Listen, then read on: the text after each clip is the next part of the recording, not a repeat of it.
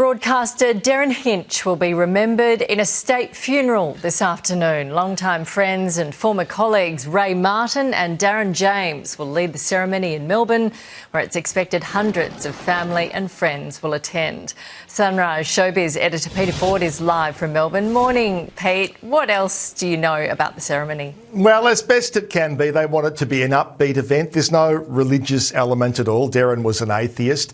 But some of those names you mentioned there, along with Rhonda Burchmore. Rhonda currently appearing in Anastasia. She's flown down to Melbourne. Long-time friend of Derryn. And she's performing They Can't Take That Away From Me. Now, of course, the big number, the signature tune, is That's Life. And a brilliant performer who's been around the Melbourne music scene for decades, a big Bob Valentine, will get to belt that one out. Another terrific singer, Nikki Nichols, is also up there singing You Are So Beautiful, which is one of Derryn's favourite songs. He used to sing that very late at night after a few Chardonnays. So his brother Des is also going to be speaking. A number of family members from New Zealand have flown across for it. So 12 noon today. It will be available on 7 if you're in Melbourne and Sydney. Outside of Melbourne, Sydney, go to 7+. You can watch the whole thing live, and I'm sure we will revisit it tomorrow. Yes, he was, of course, a familiar face on this network and on this show.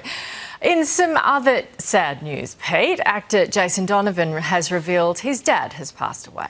Yes, and Jason put up a post yesterday on behalf of himself and his brother to break the news. Depending on what age you are, it's Jason Donovan's dad. If you're kind of 50+, you'd be very aware that Terry Donovan had an extraordinary career on TV. Big, busy TV star during the 70s, the 80s, the 90s. I guess his two big shows were Division 4 and Cop Shop. And, of course, a long run in Neighbours himself, which is familiar territory for the Donovan family. But I also want to point out to you, he was so instrumental in the 70s. He and Gerard Kennedy, both big-name actors at the time, led a campaign to basically force governments to ensure that we had local TV quotas so that networks had to make Australian products. I mean, they literally carried a coffin down Bourke Street in Melbourne to symbolise the death of the Australian TV industry. So, you know, hats off for that work alone, apart from his own very brilliant career for so long. Exactly. What a legacy. So many of us, and so many of us watching, people watching today, will have grown up with Cop Shop. What memories. Thank you very much, Peter Ford. Thanks, Nat.